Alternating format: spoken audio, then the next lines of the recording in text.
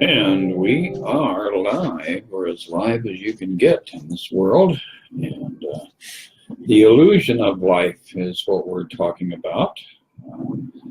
And I'm hoping that a few people are going to join me here. It's now 8 p.m. Central Time, United States.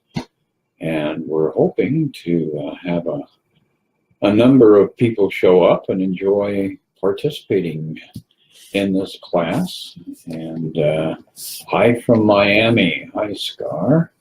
Margaret Terrell, we are here. That's wonderful. I assume that I am sounding normal and not like a gerbil, because every once in a while we have a misfire here with our modern technology, our modern world. And Sarah's there. Hi, Sarah. Anyway, we are back looking at the book, A Course in Miracles. And we are 10 days into 2018. How about that? That's pretty amazing. I can remember 1954 very clearly. So here we are, multiple years down the road. And has anything really changed? Well, we've got more tech, we've got more options, we've got more things available for sharing, and I think that's definitely a good thing. And hi, Nancy. Anyway, for those of you who have actually been putting attention on the actual practice of the workbook, we'll start off with taking a look at the lesson you would be on for today. And that would be lesson number 10. Since today is the 10th, we've got 365 lessons lined out in the workbook, one for each day of the year. So the one for today actually is a very interesting thought to work with, and it's very crucial as we begin to disassemble all of our old ideas about identity and about reality. And so today's thought we'll put a little bit of attention on from the workbook, and then we'll go on and take a look at something from the text. And today, lesson number 10 says, "My thoughts do not mean anything." That's kind of a scary statement in some ways, because we are really committed to our thoughts, our beliefs, our foundation in reality. So when a book that offers us enlightenment comes along and tells us that our thoughts don't really mean anything, that can be a little bit unnerving. And the ego obviously is going to start to react. And that's the fun part of the whole adventure, is watching the ego that we have created as it goes through this journey with us toward awakening, and begins to realize that in truth it does not exist. So when you're doing the lessons, make sure that you're giving yourself a little bit of grace here. Some days you'll be uncomfortable. Some days the ego will kind of rear its head and attack from any direction that it can. Or in many instances, one of the favorite things that the ego does is make us drowsy. It makes us sleepy. It wants us to just stop everything. Stop reading, stop looking at these different ideas based on truth. And so as we're disassembling this person that we think we are, it can be a little bit tenacious at times. It can be challenging. So give yourself that little extra acceptance and forgiveness for observing this discomfort within yourself. So today's idea starts off with, this idea applies to all the thoughts of which you are aware or become aware in the practice periods. The reason the idea is applicable to all of them is that they are not your real thoughts. Now, this is an interesting idea. We have made this distinction before and will do so again. You have no basis for comparison as yet. In other words, when you're early into your journey back to spirit, it's really hard to be able to separate what is real and what is not real, because we have so completely obscurated truth that it has become very, very illusory, and we end up galloping off on trails that take us into dark valleys and scary places, and we just have to be tenacious and realize that nothing is going to happen that can really harm us. And that is the one basic tenet of A Course in Miracles, is that we are invincible, we are eternal, we are that being that God has created that is as perfect as the concept of perfect can be. This is the second time we have used this kind of idea. The form is only slightly different. This time the idea is introduced with my thoughts instead of these thoughts. So we're personalizing things in this particular lesson. And no link is made overtly with the things around you. So we're not objectifying it. We're not putting it outside of ourselves. We're taking that next step to realize that we are the creators of the world we are experiencing. And that is the first level of grace that we arrive at as we're working with A Course in Miracles, is that sudden realization that we created all this baloney that we are having to endure. And the truth is, we are not a victim. And once we begin to really look at that whole idea of reclaiming our power from victimhood, of projecting things outside of us and going back in and saying, no, I created this in my mind. This is all happening in here. It is not happening out there. That's our first step toward liberation. So we're looking at our own personal thought system, and we're recognizing that the thoughts that are constantly going on all day long, just, stop for 5 minutes every once in a while and listen to all your thoughts and all the baloney that you're ingesting. You're constantly feeding yourself all of these different ideas. And really the point of A Course in Miracles is that it is a system of mind training. So we're trying to get the mind to come back to a point of being relaxed and being focused and not being constantly engaged, because that engagement, the mind is a generator, it's a powerful force. And so all of our thoughts are ending up becoming the reality that we're walking through on a day-to-day basis. So imagine getting to a point where you are able to control your mind and calm your thoughts, and all of a sudden step into a reality where there are no major conflicts, where there are no major fight or flight experiences in your life. And a lot of people just simply aren't advanced enough in their own journey in life to find that a desirable idea. But for those of us who are tired of experiencing, the ongoing chaos of this realm, this is a powerful, powerful tool that is being presented to us here. It is giving us an avenue wherein we can control the world that we are surrounded by. And the way we are doing that is by controlling the mind that is creating that world. So when we really stop and look at what's happening and look at the way we're projecting things into this world, all of a sudden we shift things around and realize that we are not the victim of the world that we are witnessing. We are the ones who are creating it. Okay, this aspect of the correction process began with the idea that the thoughts of which you are aware are meaningless, outside rather than within, and then stressed their past rather than their present status. And that's the other secret. to this journey into awakening is to realize that we very, very rarely actually experience the moment as it is. We're either trapped in the past or we're in anticipation of the future.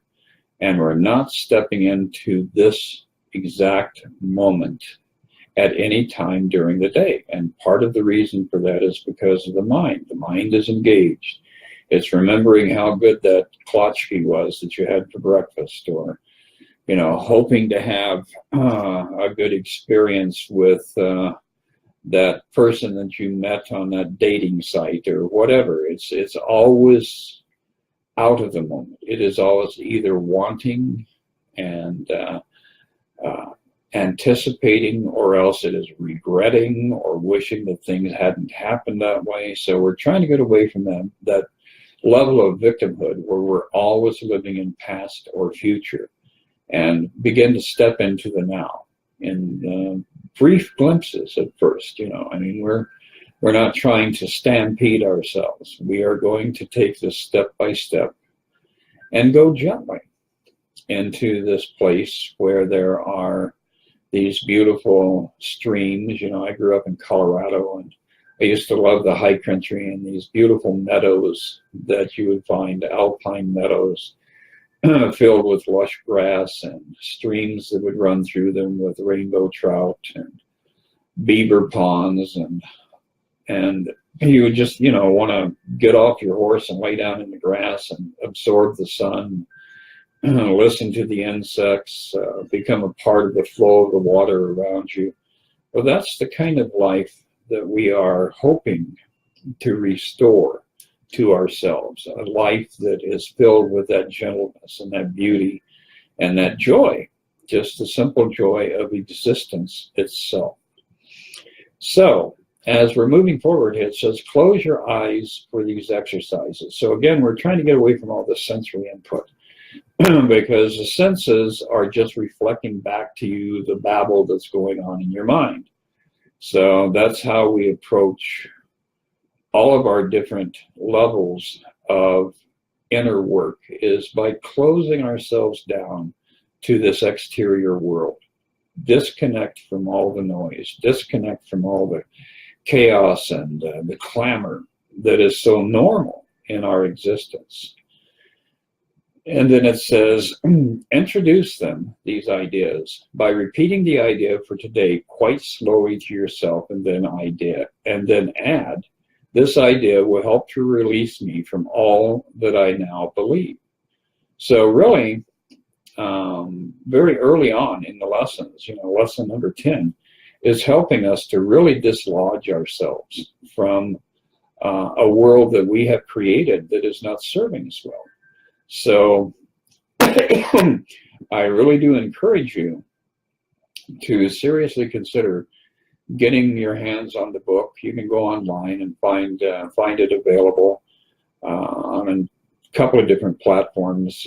David Hoffmeister is a great teacher of the Course, and he's got a complete Course in Miracles text available online, and he's even read many of the passages from it. So there's a lot out there for you. You don't have to pay for it. You don't have to strive for it. It's literally at your fingertips. So the exercises consist, as before, in searching your mind for all the thoughts that are available to you without selection or judgment. So just look at all the different thoughts that pop up in your mind when you've got your eyes closed and you're kind of relaxed. You're just, you know, there in that comfortable place, in that recliner in your living room with the curtains drawn and your eyes closed, and that warm feeling going on around you. And then as each individual thought crosses your mind, and they will come up so randomly and so idiotically that that's what's going to prove to you that this is the way to disengage from that constant ongoing chaos that has been ruling your life. Because one thought will be about the neighbor's dog, the next thought will be about what you had for supper, the thought after that will be about, you know, the boyfriend that is chasing your daughter, and all these different threads of thought that are constantly going on. We're going to start addressing them. And it says, my thought about the neighbor's dog does not mean anything. My thought about my daughter's boyfriend does not mean anything. So basically what we're doing is we're being very mindful about looking at our thought system and starting to correct it, starting to come back out of victim mode and to start take control of the process of our mind. And our mind is a very powerful process. And when the mind is at rest, when the mind is at ease, your life will take on a richness that you currently probably have no concept of. So that's why we're getting into the daily lessons. And over the next week, there will be more lessons that continue to empower you.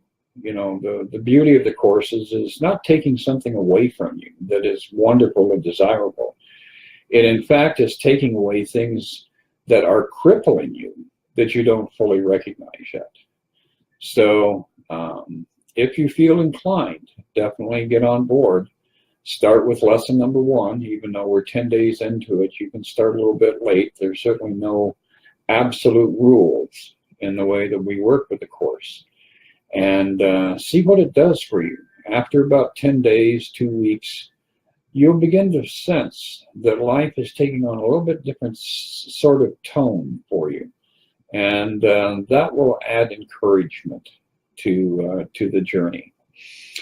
It goes on to say, today's thought can obviously serve for any thought that distresses you at any time. So use these tools when you are when you have a spike, when that one thought that causes you to panic, that causes you to flush, you know, to feel that desire to get up and run around the room, when it creates anxiety, all of those thoughts that come along that are burdensome. This is a good way to approach them. In addition, 5 practice periods are recommended. So we do have to practice the things that we are putting into motion in A Course in Miracles. And it says it is not recommended that this time period be extended. So don't overdo yourself. You know, you can take this at a nice gentle pace. You can enjoy the journey, and you can reap vast rewards. And it's so simple, so easy, and it's very, very personal. You know, I mean, it's good to have dialogue with people who are on the same journey with you. Find people that are into A Course in Miracles if you're going to have a discussion about the Course. Because if you go out into the mainstream world and start babbling about A Course in Miracles, you're going to find that there are going to be a lot of people who are literally, in the most literal sense, are going to attack you for your belief systems. So we have to be mindful in the way we approach this, and we have to be grateful. The other part of the journey with any spiritual teaching is that we have to be grateful for the fact that God is a loving God, and God has extended to us all these miraculous ways. And, you know, this is where we get away from any kind of judgment, no matter what avenue people are taking, whether they are Buddhist or Christian or Muslim or whatever. Every path eventually, if you pursue it, will lead you to a place where you are beginning to awaken. And so that's where we just have to simply be trusting. Anyway, that was starting us off with the lesson for today, January 10th, 2018.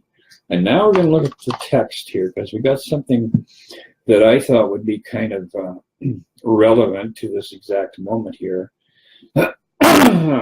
And it's actually a part of the text that I go back to periodically because I absolutely love this part. It's from chapter 4, The Illusions of the Ego, and it is section 4. and it is titled, This Need Not Be. If you cannot hear the voice of God, it is because you do not choose to listen. That is the line in the sand, because God is always presenting the truth to you. Now, if you close your eyes and disengage from the world that has captured your attention and your imagination, the answers will come forth, because God is always there. And that has been a truth that has sustained me for at least 51 of my 71 years, because my journey has been, kind of like in a barrel over Niagara Falls. I've had my pitfalls, I've had my chaos, I've had my high points and low points. But the one thing that has always been there for me was that when things got really crazy and really strung out and really nutso, that voice would come up. And if I would pay attention to it, then I would begin to see results. I would begin to see an avenue open up where there was an exit sign. And that's what we're looking for. We're looking for the exit sign, because really, it's like that old movie from back in the 60s, Stop the World, I Want to Get Off. And that's what most of us, when we're really honest with ourselves, are in a state of. We have our diversions. We get all wound up and I'm buying a new house, and I'm furnishing my new house, and I'm moving my kids and my husband and my dog into my new house. And all of these wonderful things are happening that are distractions. But when you get silent, when you get into that space where you're just with yourself, all of a sudden you begin to realize, for all of the wonderful things that I have going on in my life, there's still something missing. There is still that sense that that I'm not complete. I am not fulfilled. And that's what we're talking about in this section of the course. As it goes on to say that you do listen to the voice of your ego is demonstrated by your attitudes, your feelings, and your behavior. Yet this is what you want. This is what you are fighting to keep, and what you are vigilant to save. Your mind is filled with schemes to save the face of your ego, and you do not seek the face of Christ. Interesting idea. How we are always protecting the ego. The ego is always setting us up, and we are constantly doing damage control. We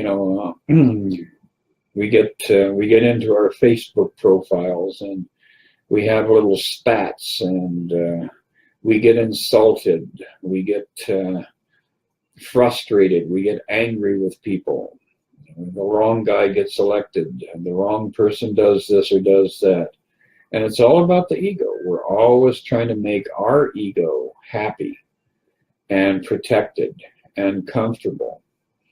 And the only way we can really successfully do that is by bashing the crap out of somebody else's ego.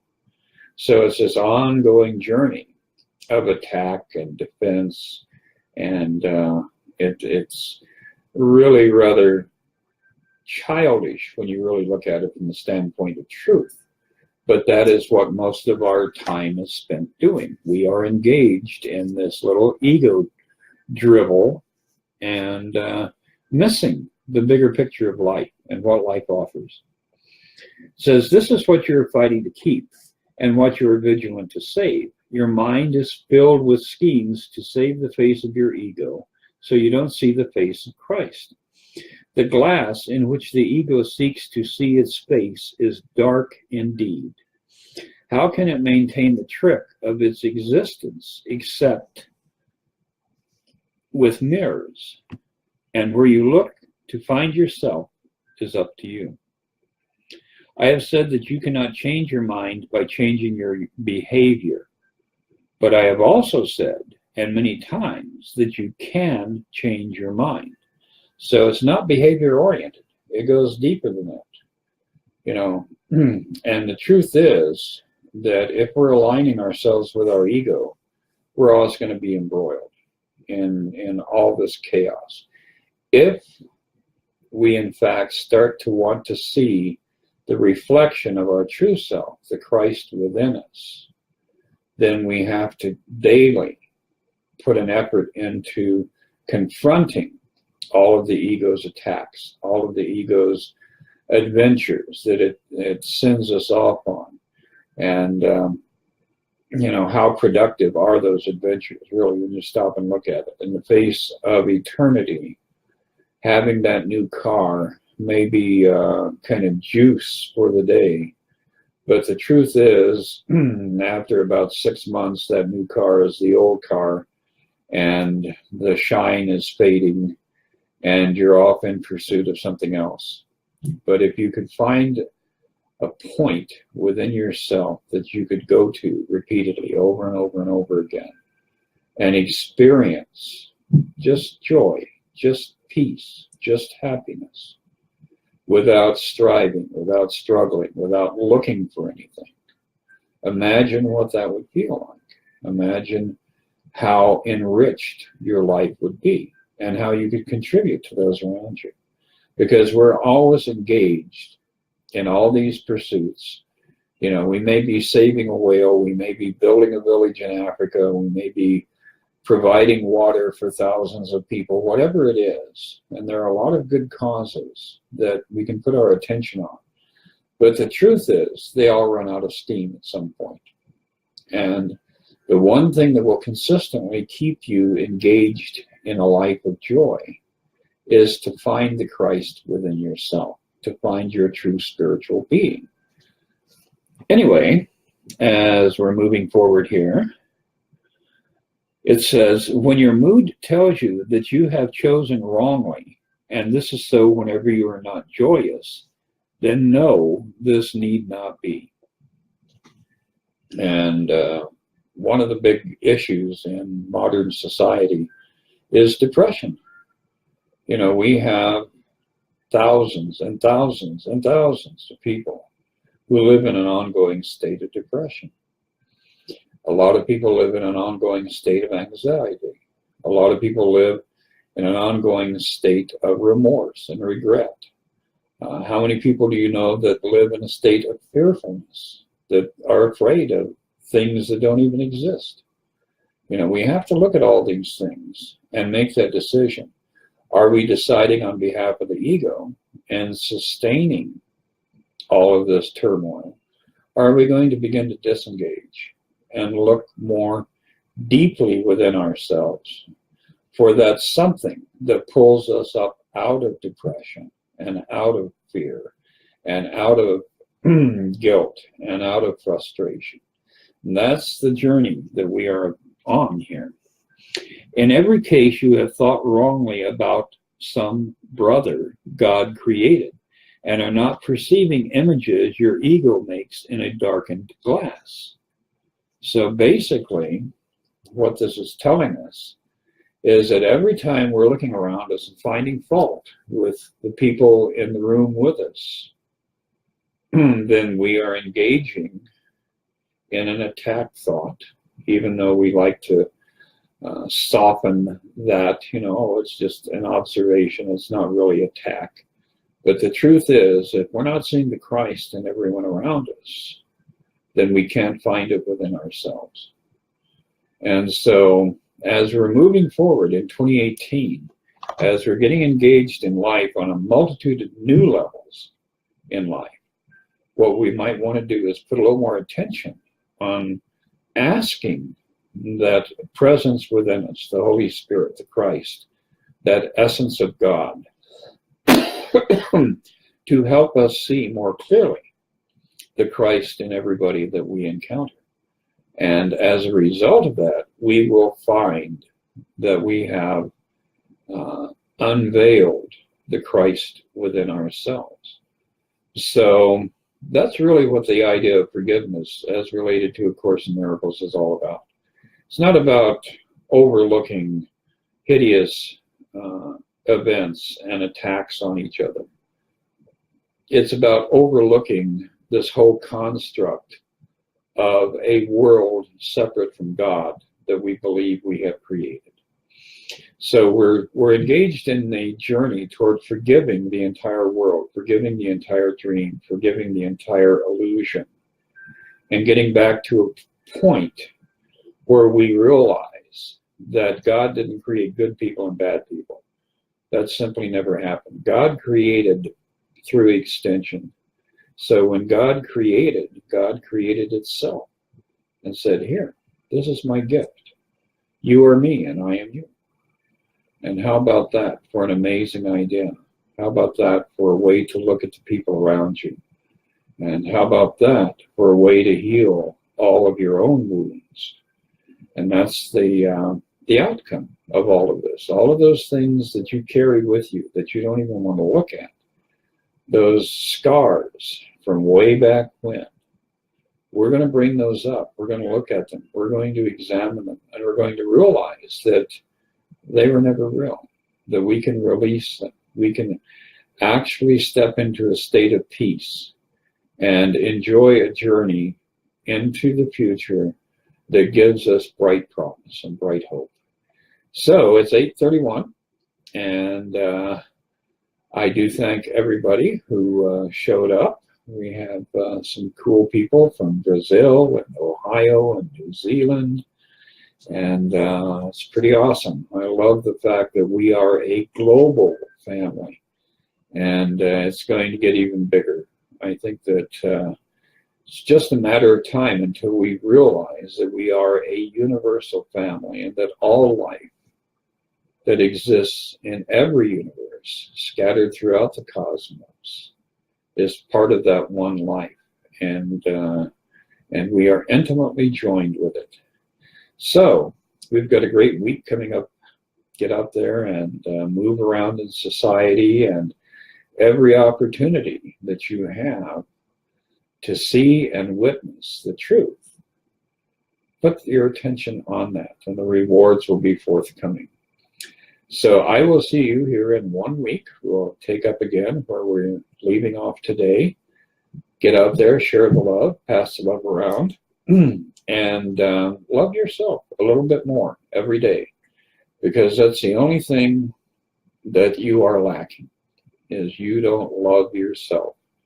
And awaken to that one simple step: to thine own self be true. So bring the love to your doorstep, and you'll discover that the world is going to reflect that back to you in so many, many ways. Have a great evening.